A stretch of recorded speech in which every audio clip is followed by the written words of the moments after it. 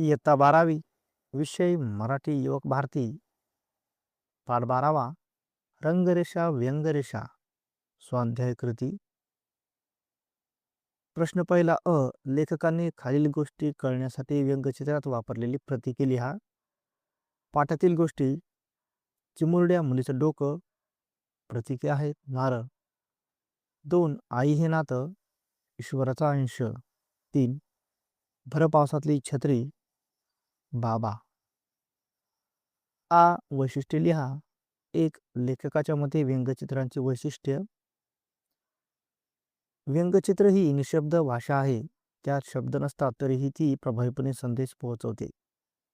एखादी सुंदर काव्यात्मक कल्पना व्यंगचित्रातून व्यक्त करता येते. व्यंगचित्रातून एखाद्या व्यक्तीबद्दलची भावना शब्दांशिवाय प्रभावीपणे व्यक्त करता येते. व्यंगचित्रातील मार्मिकता शब्दांपेक्षाही अधिक प्रभावी असते. 2. व्यंगचित्राच्या नव्या ट्रेंडची वैशिष्ट्य: कमीत कमी रेषांचा वापर, कमीत कमी तपशील, जास्तीत जास्त आशय व्यक्त करणे, शब्दांशिवाय अभिव्यक्ती. ई. योग्य जोड्या लावा. उत्तर असेल: 1. लेखकाचे स्त्रीभ्रूण हत्येचे पोस्टर. ई. लिहिता वाचता न येणाऱ्यांना संदेश देते. 2. लेखकाच्या मते व्यंगचित्रे ही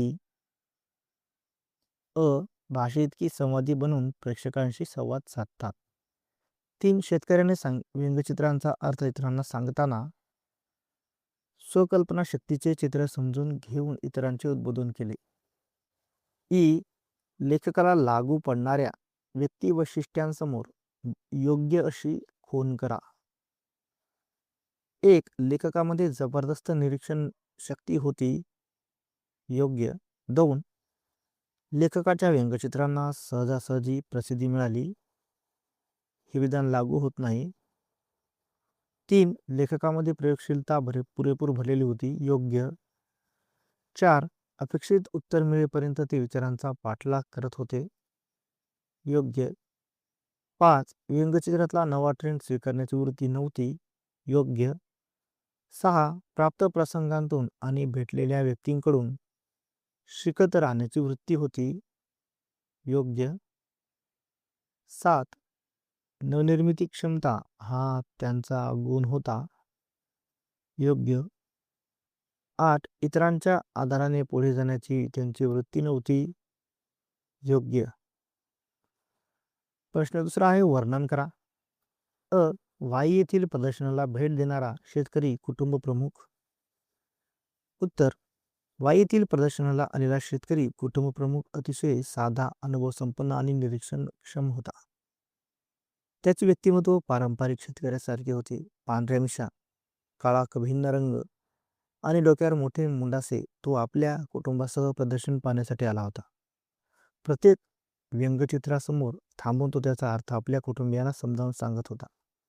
त्याची समज स्वच्छ व स्पष्ट होती आणि तो स्वतःच्या कल्पनाशक्तीचे चित्रांचे अर्थ लावत होता. त्याच्या या कृतीतून लेखकाला व्यंगचित्रांच्या प्रभावाची खरी जाणीव झाली. आ. स्त्रीभ्रूण हत्येबद्दल लेखकाने तयार केलेले पोस्टर. उत्तर: लेखकाने स्त्रीभ्रूण हत्येवर अत्यंत प्रभावी असे पोस्टर तयार केले. या पोस्टरमध्ये नारळाला चिमुरड्या मुलीच्या डोक्याचे प्रतीक म्हणून दाखवले आहे. नारळाची शेंडी पोनीटेल सारखी दाखवून आणि कानातला डूल काढून मुलीचे अस्तित्व सूचित केले आहे. एक पुरुषी हात तो नारळ फोडण्यासाठी उचललेला दाखवला आहे, तर दुसरा हात ती कृती थांबवताना दाखवला आहे. या चित्रातून स्त्रीभ्रूण हत्येचा निषेध प्रभावीपणे व्यक्त केला आहे. हे पोस्टर इतके बोलके आहे की लिहिता वाचता न येणाऱ्यांपर्यंतही त्याचा संदेश सहज पोहोचतो.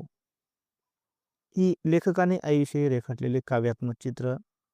उत्तर: लेखकाने आईविषयी अत्यंत भावनिक आणि काव्यात्मक असे चित्र रेखाटले आहे. या चित्रात उन्हाळ्यातील कोरडे पानगळ झालेले झाड दाखवले आहे. त्या झाडावर एक घरटे असून त्यात भुकेले पिल्ले आकाशाकडे तोंड करून बसलेली आहेत. आई पक्षी दूर आकाशात जाऊन पावसाचा ढग चोचीने उडून आणताना दाखवले आहे. या चित्रातून आईचे प्रेम, त्याग आणि अपार माया प्रभावीपणे व्यक्त होते. शब्दांशिवायही आईचे नाते किती महान आणि सुंदर आहे हे या चित्रातून स्पष्ट होते. प्रश्न तिसरा आहे व्याकरण. अ खालील वाक्यातील प्रयोग ओळखाव लिहा. 1. या चित्रांचे स्रोत मला सापडतात. कर्तरी प्रयोग. 2. हा संदेश मला पोहोचवता आला. कर्मणी प्रयोग. 3. त्यांनी ती 7-8 चित्र पुन्हा चितारून दाखवली. कर्मणी प्रयोग. 4. मार्गदर्शन संपवून चहा मागवला. कर्मणी प्रयोग. खालील वाक्यांचा प्रकार ओळखून सूचनेप्रमाणे तक्ता पूर्ण करा. वाक्यप्रकार व बदलासाठी सूचना. वाक्य हे अशी माणसं क्वचितच सापडतात. या वाक्याचा प्रकार विधानार्थी वाक्य. नकारार्थी करा. नकारार्थी होईल अशी माणसं सहजासहजी सापडत नाही. वाक्य ती जुनी कौलारू वास्तू होती. विधानार्थी वाक्य. उद्गारार्थी होईल किती जुनी कौलारू वास्तू होती ती. वाक्य आहे तुम्ही मला बोलू देणार आहात की नाही. या विधानाचा प्रकार आहे प्रश्नार्थी वाक्य. बदलासाठी सूचना आहे आज्ञार्थी. आज्ञार्थी होईल तुम्ही मला बोलू द्या. समासाचे नाव व सामासिक शब्द यांच्या जोड्या जुळवून लिहा. समासाचे नाव व सामासिक शब्द. 1. तत्पुरुष समास. याची जोडी असेल महात्मा पंचधातू. 2. अव्ययीभाव समास. प्रतिवर्षी आजन्म. 3. बहुव्रीही समास. लक्ष्मीकांत निर्धन. 4. द्वंद्व समास. स्त्री पुरुष गुणदोष. कंसात समासांची नावे दिलेली आहेत. खाली दिलेल्या सामासिक शब्दांसमोर त्यापैकी योग्य समासाचे नाव लिहा. चहापाणी संहार द्वंद्व समास. सद्गुरू कर्मधारय समास. सुईदोरा इतर द्वंद्व. चौघडी द्विगु समास. कमी अधिक वैकल्पिक द्वंद्व. जलदुर्ग विभक्ती तत्पुरुष समास. प्रश्न 4 आहे स्वमत. एखादे व्यंगचित्र हे प्रत्यक्ष भाषेपेक्षा संवादाचे प्रभावी माध्यम असू शकते.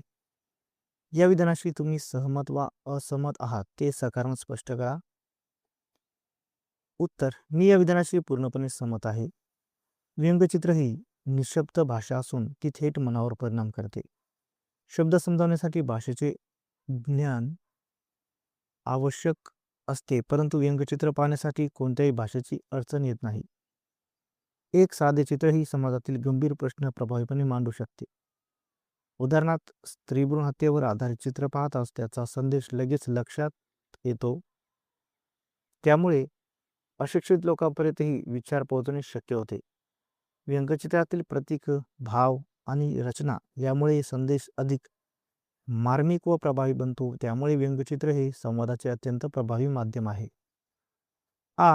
वाहत्या आयुष्यामध्ये सावधगिरीने उभं राहिलं तर व्यंगचित्रांची कल्पना अगदी जळून जाते. या विधानाचा तुम्हाला समजलेला अर्थ लिहा. उत्तर.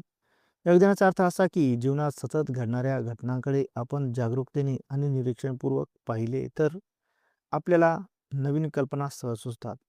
दैनंदिन जीवनात अनेक प्रसंग, व्यक्ती आणि घटना आपल्या आजूबाजूला घडत असतात, परंतु त्याकडे आपण दुर्लक्ष करतो. जर आपण सावधपणे, लक्षपूर्वक आणि विचारपूर्वक त्यांचे निरीक्षण केले तर त्यातून सर्जनशील कल्पना निर्माण होतात. व्यंगचित्रकारासाठी ही निरीक्षण शक्ती अत्यंत महत्त्वाची असते. त्यामुळे योग्य वेळी योग्य कल्पना पकडून ती प्रभावीपणे चित्रातून व्यक्त करता येते. लेखकाने व्यंगचित्रातून वडिलांना वाहिलेली श्रद्धांजली तुमच्या शब्दात लिहा. उत्तर. लेखकाने आपल्या वडिलांना व्यंगचित्रांच्या माध्यमातून अत्यंत भावनिक श्रद्धांजली वाहिली आहे. एका चित्रात तो लहान मुलगा म्हणून भर पावसात उभा आहे आणि बाबा हा शब्द त्याच्या डोक्यावर छत्रीसारखा संरक्षण देताना दाखवला आहे. त्यामुळे तो पावसापासून सुरक्षित राहतो. दुसऱ्या चित्रात तो मोठा झालेला असतो. बाबा हा शब्द दिसत नसला तरी त्याचे संरक्षण आणि आधार अजूनही त्याच्या सोबत आहे. या चित्रातून वडिलांचे प्रेम, आधार आणि आयुष्यभर मिळणारे संरक्षण व्यक्त केले आहे. ही श्रद्धांजली अत्यंत प्रभावी आणि हृदयस्पर्शी आहे. प्रश्न 5 अभिव्यक्ती.